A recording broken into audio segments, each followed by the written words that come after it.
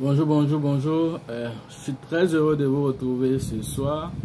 Parler de l'actualité de la crypto-monnaie et du monde merveilleux de la blockchain. Merci à tous ceux qui partagent les vidéos sur les différents forums, à leurs amis. Voilà, nous voulons atteindre 10 000 abonnés. Voilà, d'ici les 6 prochains mois. Et puis maintenant pour la dernière semaine, on va dire les derniers semestres restants, on va chercher à aller atteindre les 20 000. Donc pour l'année qui est en cours, nous avons une estimation, on s'est dit autour de 20 000 abonnés, ça serait vraiment l'idéal pour la chaîne. Voilà, c'est ce que nous recherchons. Donc tous ceux qui veulent soutenir la chaîne, partagez au maximum, comment on appelle, les vidéos dans les groupes WhatsApp, les groupes Facebook, en tout cas partagez au maximum. Donnez l'information à vos proches pour qu'ils puissent profiter de ce monde merveilleux de la crypto-monnaie. Aujourd'hui, nous allons parler d'une nouvelle crypto-monnaie qui a apporté quand même un plus dans le monde de la crypto-monnaie. Ça n'avait jamais été fait avant. Voilà, donc il s'agit de Moonlight, qui est une crypto-monnaie qui a apporté une nouvelle technologie qu'on appelle le Bumble Map.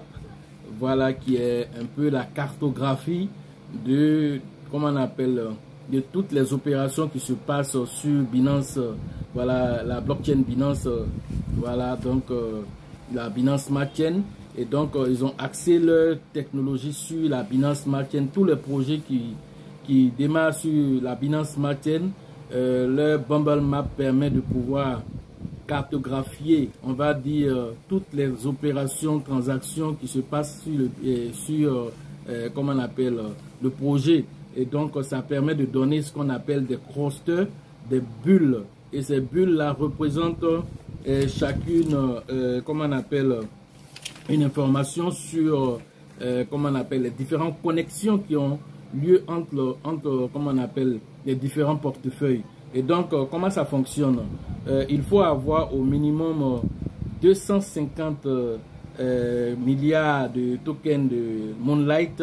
Et à partir de là, maintenant, n'importe quel projet qui est sur la Binance Smart Chain, vous pouvez aller interroger, comment on appelle, disons, leur support, disons, comment on appelle, la plateforme. Et la plateforme vous permet de mettre l'adresse de, comment on appelle, de ce token là, et à partir de là l'analyse va être faite et vous allez avoir toutes les informations, les connexions entre les différents portefeuilles. C'est le rôle de ce Bumble Map.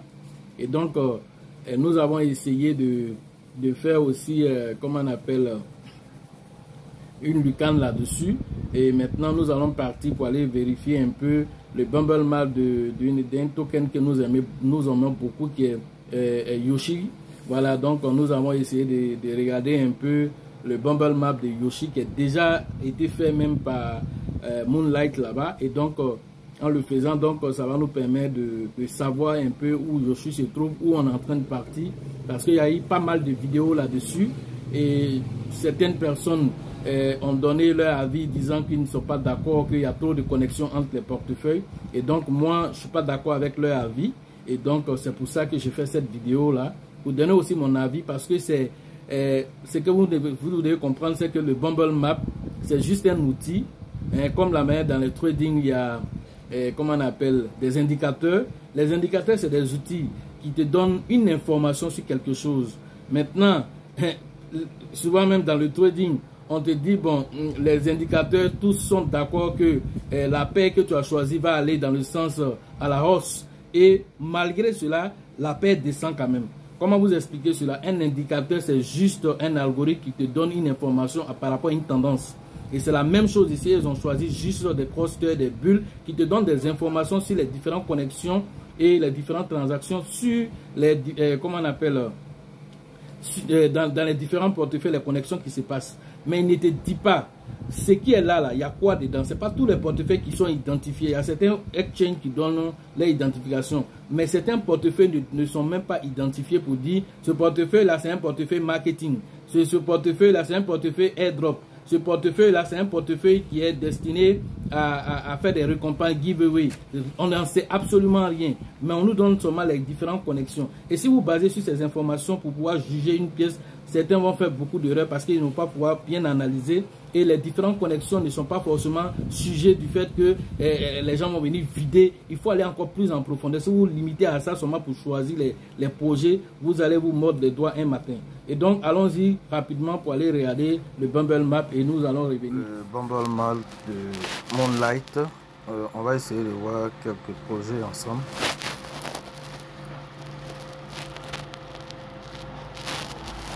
Et donc, quand vous êtes sur la plateforme, vous venez ici, analyse de quelques projets. Si vous avez au moins serait-ce que pour pouvoir analyser vous-même votre propre projet, vous devez avoir au moins 250 milliards de pièces pour pouvoir analyser vos projets. Voilà. Ou soit vous venez directement ici parmi les projets qui sont déjà là et puis vous demandez, vous essayez de voir dans la liste de ces projets là si votre projet se trouve. Par exemple, prenons ici le cas de Yoshi Token. Voilà un peu les interactions entre les différentes bulles. Voilà. Donc, si on clique sur celui-là, par exemple, on dit il y a 1%. Lui, il n'est pas... La règle d'or dit que les clusters, c'est-à-dire les bulles qui sont reliées entre elles, voilà, se partagent des BNB. Voilà. Et la taille d'une bulle correspond à la quantité de tokens qu'elle peut contenir. Et donc, à temps normal, il y a 150 bulles. Voilà, les 150 bulles les plus importantes, c'est elles là qui sont listées, on va dire ici. Et donc, du coup, on veut voir les interactions entre les bulles. Voilà. Donc, quand on clique ici, on a vu ce que ça nous donne. Voilà, on a vu ici que certains ont fait les analyses disant que, bon, voilà, le fait qu'il y a toutes ces bulles-là sont reliées entre elles et que ça nous donne certaines bulles qui contiennent une certaine quantité de tokens. Et donc, eux, ils trouvent que le fait d'avoir ce genre de bulles-là, par exemple ici, la bulle principale, là, on dit qu'elle contient 6% de tokens. Et donc, quand nous interrogeons, on voit les différents BNB qui ont été transférés ici. Voilà. Mais est-ce que nous savons, parce que ce qu'il faut comprendre, c'est que c'est un outil, voilà, qui donne des informations, mais elle ne dit pas ce que ces informations, ça veut dire que sont en tant que telles. On ne sait pas la bulle qu'elle a. Est-ce que c'est lié au projet de marketing de Yoshi? Vous ne le savez pas. Voilà, vous ne le savez pas, mais on sait que toutes les bulles là transitent entre elles. N'oubliez pas aussi que Yoshi a aussi une possibilité, c'est-à-dire qu'il a un marché de NFT. Donc tout ça, ça peut correspondre à peut-être une bulle pour le marketing. Qu'est-ce que vous en savez? Et donc, vous ne pouvez pas vous concentrer simplement sur la bulle et les interactions entre les bulles pour juger d'un projet. Pour juger d'un projet, moi je vais plus loin que ça. Je vais analyser en profondeur le projet afin de pouvoir vous dire de quoi il en retourne. Voilà, donc on voit qu'il y a plein d'interactions entre les différentes bulles, mais nous ne savons pas exactement c'est quoi derrière toutes ces bulles là. Est-ce que c'est les administrateurs? Est-ce que c'est quoi? Vous ne savez pas. Mais ce que nous savons ici, c'est qu'il y a certaines bulles qui ont des interactions entre elles. Voilà, comme je suis en train de vous le montrer. Voilà. Maintenant, ça ne nous dit pas exactement c'est quoi dans ces bulles-là. C'est quel projet, ça appartient à qui, on ne sait exactement pas. Voilà, mais c'est un outil qui nous met les interactions. C'est ce que moi je retiens de l'analyse du Bumble Map, parce qu'il faudrait que les gens soient vraiment conscients de cet aspect des choses. Il faut que les gens soient conscients. Parce que si vous faites de mauvaises analyses, un projet pourra vous échapper. N'oubliez pas que Yoshi Token, là, c'est un projet qui est décentralisé et déjà l'appartenance même du contrat a été rejetée. Dès la création, l'appartenance du contrat a été rejetée. Pas mal d'informations, nous allons y revenir. Mais déjà, je voulais vous montrer cela. Si vous voulez, on peut aller regarder un autre projet. Voilà, sur la liste. On va essayer de voir si on peut aller regarder un autre projet. Voilà. Allons-y, on va voir un autre projet. Regardons dans la liste. C'est un projet intéressant ici. Par exemple, prenons le projet Raka. Prenons le projet Raka. Voilà, de prime abord, voici comment se présente le Bumble Map. Nous allons interroger le plus grand cluster. On nous dit qu'il y a au moins 11%, mais ça appartient à qui? On va essayer de voir. Voilà, on dit Get.io. Get.io, c'est un échangeur qui possède 11% de Raka. Voilà, c'est ce que ce cluster nous dit. Ici, qu'est-ce qu'il nous dit? Il nous dit ici que ce cluster qui est là, lui, il a 7%. Mais c'est quoi qui est derrière? Voilà, MX. C'est aussi un échangeur aussi. Voilà. Et celui-là, qu'est-ce qu'il nous dit? 3%. Voilà, là, on ne sait pas. Ça appartient à qui? Ça peut être pour le développement du projet. Toutes ces informations. Voilà un autre encore qui a une liaison avec l'autre. Lui, c'est 4%. Donc, quand on analyse tout ça, on sait que le projet, il est bon. Vous savez, vous avez déjà analysé le projet. Il est très solide. C'est Binance même qui a financé ce projet à hauteur de 100 millions de dollars. Voilà. Donc, quand vous regardez ce Bumble Map et que quelqu'un vient dans lui, son analyse dit ce n'est pas un bon projet parce que il y a à part, comme on appelle Get.io, à part, par exemple, MX, et que s'il y a d'autres qui ont encore des pourcentages élevés qu'on ne connaît pas, par exemple 7%, à cause de ça, il va dire que non, le projet n'est pas bon. Il faut aller plus loin que ça. Il faut aller regarder, par exemple, comment on appelle, le projet en lui-même, comment le marketing est développé, est-ce qu'il y a des systèmes de brûlure. Et je vous informe que 1 million de ce token a été brûlé dernièrement. 1 million de Raka a été brûlé dernièrement. Mais où on en est pour aller brûler? Il faut que ça soit dans un portefeuille pour qu'on prenne pour aller brûler. Et tout ça, si vous n'analysez pas en profondeur, que vous vous concentrez seulement sur le Bumble Map, vous allez faire une erreur monumentale.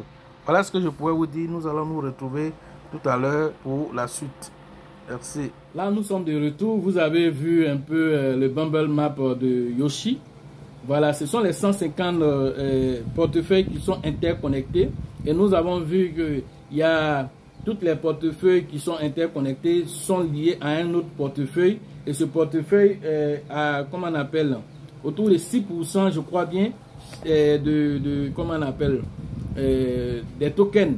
Est-ce que ça c'est aussi extraordinaire? Ce n'est pas aussi extraordinaire. J'ai vu des Bumble Map où il y avait 9%, mais on a allé vérifier, on a vu que c'était lié au projet marketing. Et donc, il faut aller plus loin que ça. Il faut aller plus loin que ça. Nous avons regardé aussi pour, comment on appelle, Raka. Voilà, Radio Kaka, vous avez vu les différentes connexions. Vous avez vu les différentes connexions. Il y a des exchanges qui ont quand même un certain supply qui est assez élevé, un certain nombre de tokens qui est assez élevé. Mais au-delà de ça, il y a d'autres tokens dont on n'a pas encore d'informations, mais qui possèdent pas mal comment on appelle, de quantité. Mais il faut aller maintenant en profondeur dans le projet. Vous-même, vous savez que Raka n'est pas n'importe quel projet, c'est Binance.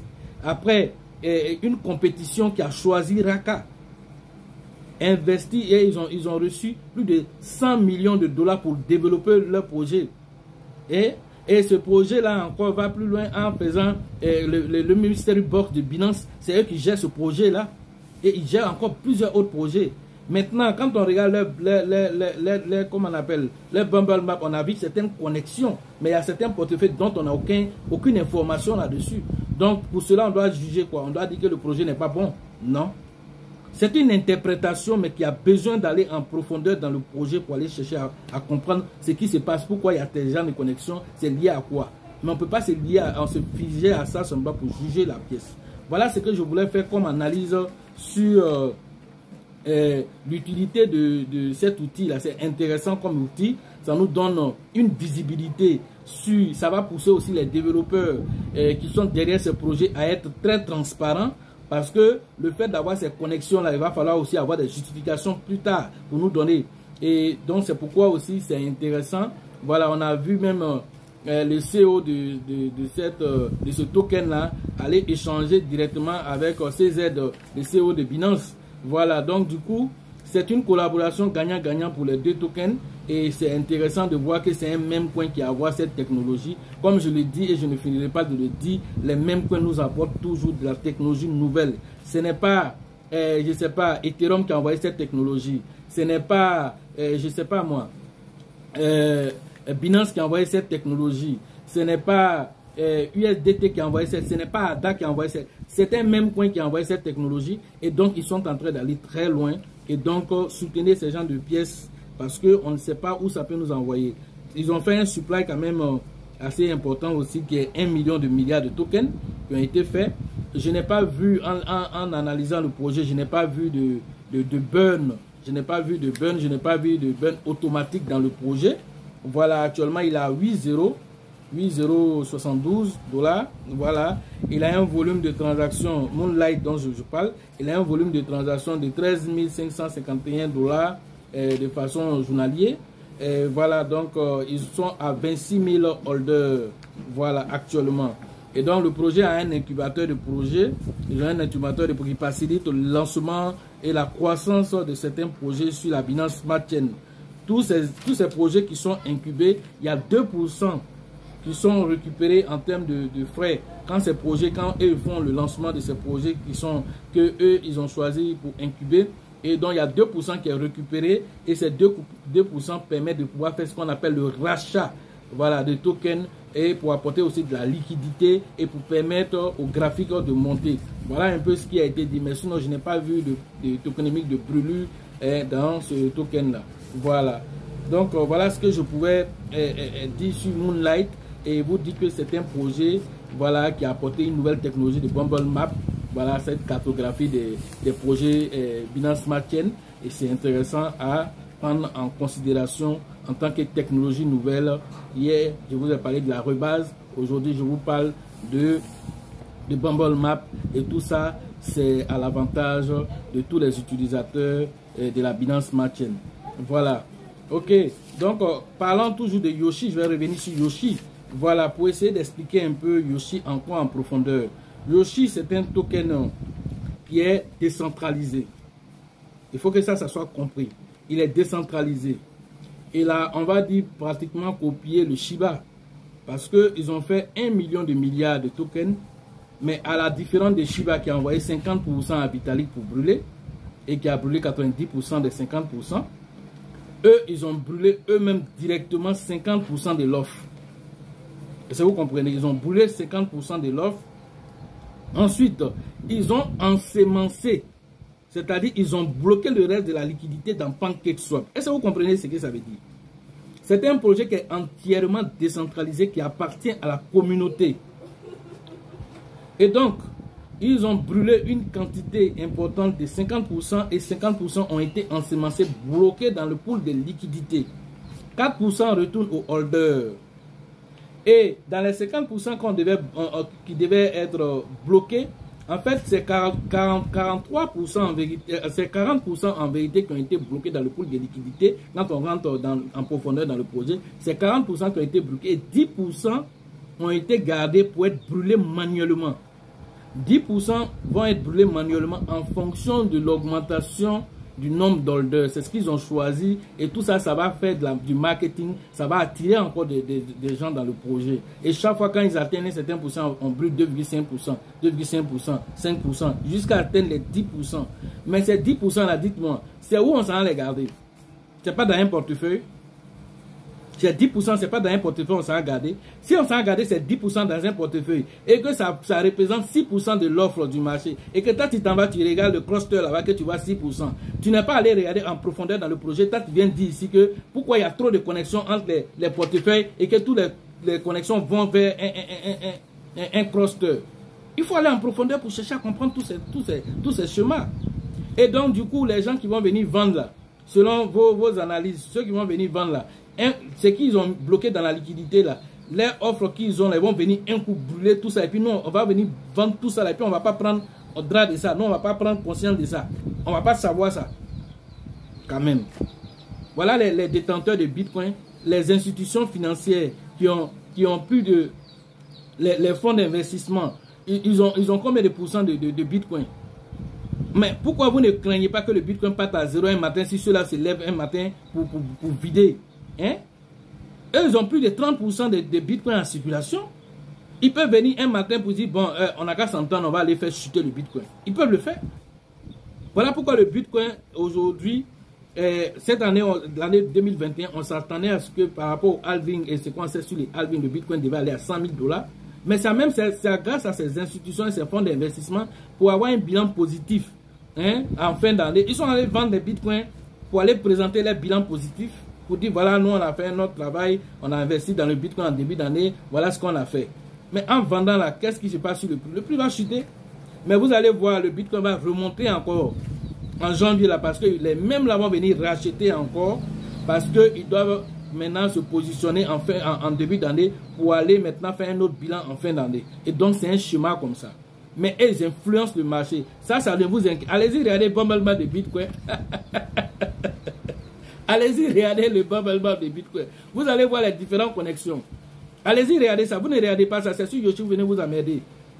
Donc moi je dis, ce n'est pas d'abord un conseil d'investissement, mais moi j'y crois à ce projet et je vais m'investir davantage. Parce que ça, c'est un projet qui est déjà, certains mots sont déjà à prendre en compte. Liquidité bloquée, pièce déflationniste, c'est-à-dire une certaine quantité est brûlée lorsqu'il y a des opérations, comme le Baby Doge. Ensuite, il y a une quantité qui est bloquée dans la liquidité. Chaque fois qu'il y a une transaction, ça c'est déjà rassurant. Ça c'est déjà rassurant. Parce qu'il y a des pièces même qui n'ont pas toutes ces informations, mais vous partez payer quand même. Il y en a même là, ceux même les youtubeurs qui sont en train de parler de Bumble Map, qui font de ça comme si c'est eux-mêmes qui ont créé la pièce, qui ont créé ce Bumble Map là. Quand eux là, il y a certains projets qui sont venus présenter ici, mais qui sont rentrés en brousse. Donc moi je n'accuse personne, chacun fait ses recherches, mais simplement je donne une alerte aux gens pour dire que le Bumble Map là, c'est pas une science exacte. Pour dire que dès qu'il y a connexion, trop de connexion entre des portefeuilles, du coup, le projet c'est un scam, le projet va fuir avec l'argent. Allez plus en profondeur, allez dans le tokenomique, allez vérifier certaines choses d'abord avant de prendre votre décision. Ne vous contactez pas simplement. C'est juste un outil, un indicateur. C'est tout ce que je voulais que vous compreniez. Un indicateur, voilà, il vous indique quelque chose. Donc, voilà des choses que vous devez comprendre. 100% bloqué dans la liquidité, c'est déjà quelque chose. Voilà aujourd'hui le projet Safe Moon Cash. Safe Moon Cash, l'équipe dirigeante a été divisée en deux. Voilà, les détracteurs sont allés d'un côté et puis ceux qui voulaient faire avancer le projet sont devenus Safe Game Cash aujourd'hui, qui est en train d'avancer vers un projet de métavers extraordinaire qui est en train de venir. Un projet de métavers extraordinaire qui est en train de... 2 jeux seront mis en place. Et donc, ce projet-là va révéler encore des choses merveilleuses. Mais l'ancien projet Safe Moon Cash là, vous savez que la liquidité a été bloquée, non?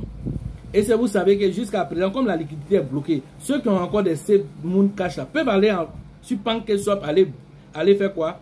Aller vendre les pièces là-bas. Peut-être vous allez dire que la valeur de la pièce est faible, mais la liquidité qui a été bloquée là, ceux qui ont bloqué, ils ne peuvent plus avoir accès à ça. Tant qu'ils n'ont pas payé là, ils ne peuvent plus avoir accès à ça. Pour l'éternité, c'est bloqué là-bas dans la DeFi. C'est ça la force de la DeFi. Et donc, quand Yoshi vous dit que j'ai bloqué, j'ai ensemencé 40% de la liquidité, ceux qui veulent vendre là, il faut qu'ils aient une certaine quantité pour venir faire sortir. Mais en le faisant là, forcément, nous allons détecter ça. Nous allons détecter ça. Ça, c'est obligé. Voilà. Et donc, ils ont leur Telegram, ils ont leur tuteur. Soyez là-bas vous-même pour suivre le projet de bout à bout. Ne vous fiez pas seulement à certaines personnes qui viennent, comment on appelle, qui paniquent pour tout, ou bien qui prennent seulement une technologie sur un seul côté et ils ne vont pas en profondeur du projet pour pouvoir vous analyser les choses. Moi, je vais en profondeur, mais chacun prend ses décisions en fonction de son ressenti, en fonction de ce qu'il est prêt à mettre dans une crypto-monnaie. Voilà. On a perdu de l'argent dans certaines crypto-monnaies qui n'avaient même pas la moitié de tout ça là. Mais aujourd'hui, nous on a ça, nous on s'approche à ce projet et nous allons suivre ce projet bout à bout. Voilà. N'oublions pas aussi que Yoshi à au moins un NFT de comment on appelle à un projet de NFT market NFT, et déjà c'est l'un des projets qui a envoyé une technologie nouvelle aussi qui permet à vos NFT d'être minés, qui permet de faire le staking des NFT. La plupart du temps, quand les gens créent des NFT, ils cherchent encore un autre marché, soit OpenSea qui est le plus grand marché des NFT, ou bien sur la Binance Smart Chain, le NFT de Binance, ou bien ils vont ailleurs pour aller chercher à vendre pour avoir des plus-values. Ici, Yoshi vous dit, vous n'avez pas à vous déplacer pour envoyer vos NFT ailleurs. Tant que tu as payé tes NFT ici, tu peux les mettre en staking ici et puis recevoir des pièces. Ça, c'est une technologie nouvelle encore que Yoshi vient d'envoyer. Et Yoshi, ce n'est pas n'importe qui est derrière aussi. Ce sont des bénévoles. Voilà, ce sont des bénévoles un peu comme Satoshi Kusama du côté de Shiba. Voilà, ce sont des bénévoles qui sont derrière. Donc, ils n'ont pas intérêt eux-mêmes à faire plonger la pièce parce qu'ils ont leur argent dedans. Ils n'ont pas intérêt à le faire. Voilà, ils ont leur argent dedans. Et donc, le fait d'avoir le farming, le fait d'avoir le staking, tout ça, c'est des choses qui permettent à la pièce d'évoluer et d'aller. Aujourd'hui, ils sont en train d'aller maintenant vers les jeux métavers. Et tout ça, c'est des choses utiles à notifier ici aux gens qui doutent encore de ce token-là. Actuellement, il a combien de chiffres? 6 chiffres après la virgule. Voilà, le volume de transactions en 24 heures, c'est 1 400 000 $. Voilà, il y a des tokens même qui n'atteignent même pas 100 000 $ par jour. Mais eux, ils sont, et ça, on est en période baissière. Hein. On est en période baissière, ils sont à 1 400 000 de transactions journalières, de volume de transactions par jour. Et toi, tu es en train de jouer à ça. Il faut aller payer les autres pièces, ça va payer. Nous, on est ici, on va prendre ça et on va évoluer avec ça. Voilà. Et donc, voilà ce que je pouvais vous dire. Sans oublier aussi qu'ils ont un launchpad qui fournit aux développeurs aussi une série de supports pour le développement des jeux de métavers et tout ce que vous connaissez. Voilà ce que je pouvais vous dire. Voilà, sur Yoshi, voilà, token, et que c'est une valeur sûre, en tout cas selon nos analyses, et nous avons pris la décision de suivre voilà, Yoshi, et puis bon, voilà, voir ce que ça va nous donner. Voilà. Et ils ont aussi un marché, le marché des NFT, où ils font aussi des enchères, des ventes de, comment on appelle, aux enchères des NFT. Et donc, du 25 au 31 décembre passé, de façon hebdomadaire, ils ont fait un rapport. Et le rapport disait qu'il y avait au moins 382 marchands et que les soumissionnaires, ils étaient autour de 340 personnes.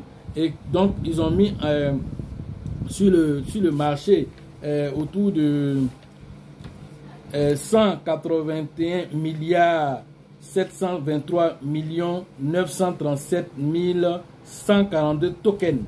Voilà, c'est ce qui a été mis en place par rapport aux NFT et aux enchères. Et tout ça, ça a été acheté. Tout ça, ça a été acheté. Et ça faisait une valeur de 155 000 $ pour la seule semaine du 25 comment on appelle, au 31. C'est 155 000 $ sur le marché des NFT. C'est ce qui a été payé. Voilà, en quelques jours seulement. Et donc, en le faisant aussi, comme on vous l'a dit, tout se passe avec le Yoshi Token. Les achats se font avec Yoshi Token. Et donc, il y a en même temps une quantité qui a été brûlée qui est autour de 2 milliards 717 millions de tokens qui ont été brûlés dans la même occasion et qui faisaient autour de 2117 $ qui ont été brûlés. Voilà des informations utiles. Et voilà. Et donc, une partie aussi retourne aussi dans le farming aussi, et ça c'était autour de 2 milliards de tokens qui était aussi une valeur de 1750 $ qui sont retournés dans le pool de liquidités. Tout ça pour vous dire qu'il y a de la matière à réflexion sur la pièce Yoshi, et donc allez en profondeur, suivez le projet bout à bout, ne restez pas en suspens. Et puis, essayez de regarder vos bundle maps et puis, bon, choisir de dire que non, c'est un projet qui n'a pas d'avenir ou bien c'est un projet qui donne des informations. Or, il y a plein de projets où on a vu des tokens qui sont à... Il y a des cross-checks qui ont 6%, 4%, 5%. Vous avez dit que ces projets-là sont bons. Sur quel plan? Vous n'êtes pas même allé en profondeur même pour eux. Mais vous avez dit, puisqu'il n'y a pas de connexion, donc ces projets-là sont bons. Mais même s'il n'y a pas de connexion, quelqu'un peut se lever pour aller vendre ça aussi. faut pas la connexion seulement qu'il faut regarder. Quelqu'un peut s'élever par exemple, il a une certaine quantité pour aller vendre et puis faire plonger le projet aussi. Donc, c'est pour dire que il y a encore matière quand on parle de Bumble Map, c'est juste un indicateur. Voilà ce que je pouvais vous dire. Voilà, j'espère que l'analyse va vous amener vous aussi à faire vos analyses parce que vous devez prendre les décisions en fonction de vos ressentis. Voilà, ce n'est pas un conseil d'investissement, c'est ce que je sens, c'est ce que je fais et c'est ce que je partage ici. Et chacun va en fonction de son ressenti. Merci à vous. Et pour ce qui concerne la formation en ligne, voilà, mon numéro WhatsApp est dans le lien de la description. Pour la formation à Abidjan du 5 au 6, voilà, février prochain. Voilà, donc vous rentrez en contact avec le leader Bill et le leader Elisabeth pour vos différentes inscriptions et paiements. Pour la formation au niveau de la RDC, c'est le grand leader Faustin que vous allez interagir avec lui pour vos différentes inscriptions là-bas. Pour la formation, la 3e édition au niveau du Burkina, c'est le grand leader charismatique Dieudonné qui va interagir avec vous pour vos différents paiements et inscriptions à ce niveau. Au Togo, on a le leader Abraham qui va interagir avec vous pour vos inscriptions là-bas. Au niveau du Sénégal, on a le leader Mahama qui a commencé déjà à mettre en place aussi en tout cas sa liste de gens qui ont payé déjà et ça avance très vite là-bas aussi. Ça, c'est intéressant aussi. Au niveau de la Côte d'Ivoire, on a au niveau de la Côte d'Ivoire à San Pedro le leader Thébi Joseph, le grand leader Thébi Joseph aussi, qui a sa liste aussi qui est en train d'évoluer très rapidement. Et donc j'exhorte tous ceux qui sont dans la zone côtière, Meyagi et tout ça, de rentrer en contact avec le leader Faustin pour vos inscriptions là-bas, afin qu'on puisse rapidement arrêter une date pour, comment on appelle, la formation au niveau de San Pedro. Au niveau du Grand Nord, c'est le grand leader JJ aussi qui est là-bas avec lequel vous allez interagir pour vos différentes inscriptions. Au niveau de Daoko, nous avons le grand leader Yaya aussi qui va aussi interagir avec vous pour vos différentes inscriptions. Nous avons fait le tour des différents représentants dans les différents pays et régions de la Côte d'Ivoire et donc sachez toujours que la chance accorde ses faveurs aux esprits avertis et aux esprits entreprenants et que lorsque les opportunités se présentent devant vous, vous devez les saisir avant qu'elles ne deviennent évidentes aux yeux de tous. Mais sachez une chose, seule l'expérience enseigne. Ça veut dire quoi? Vous devez aller vous-même faire vos propres recherches et puis essayer de faire, comment on appelle, ce qu'on appelle le croisement des informations. Ça vous permet d'avoir une visibilité d'ensemble avant de prendre les décisions. Voilà. Et quand vous le faites à partir d'une formation, la formation, c'est comme des indicateurs aussi qui vous permettent de prendre de bonnes décisions après des bonnes analyses. Parce que si vous n'avez pas la bonne formation, vous allez sauter sur tout ce qui bouge, tout ce que quelqu'un va vous dire, vous allez gober ça et ce n'est pas bon. Vous devez avoir vous-même votre propre libre arbitre, votre propre, comment on appelle, analyse afin de prendre les décisions. Et pour tout ce qui concerne aussi la sécurisation, je ne vais jamais finir d'en parler. Tout le temps, je vais en parler. Tous les jours, je reçois des messages sur WhatsApp disant que j'ai perdu, comment on appelle, mes cryptos. Je ne comprends pas ce qui s'est passé. Et c'est comme ça, c'est comme ça. C'est-à-dire que ça continue seulement. Vraiment, ça m'écoeure de voir que tout le temps, les gens perdent leurs pièces parce que simplement, ils n'ont pas pris la peine de venir faire. Même si vous pensez connaître au moins la sécurisation, là, il faut avoir vos acquis. Quand vous avez payé quelque chose, vous avez vos acquis. À partir de là, maintenant, vous pouvez vous projeter pour l'avenir. Mais ce que tu as même déjà, ce n'est pas sûr. Quelqu'un a pisté ça déjà. Quelqu'un a marqué ça déjà. Un matin, il a ramassé. Bon, tu sors 0-0 parce que tu pourrais venir faire ta sécurisation, venir faire ta formation. Une fois que tu as la formation, tu es autonome. Tu peux aller de l'avant et devenir quelqu'un qui a profité de toutes les opportunités qui vont venir dans le monde de la crypto-monnaie. Voilà ce que je pourrais vous dire aujourd'hui. Et si vous pensez que la formation coûte cher, alors essayez l'ignorance. Merci.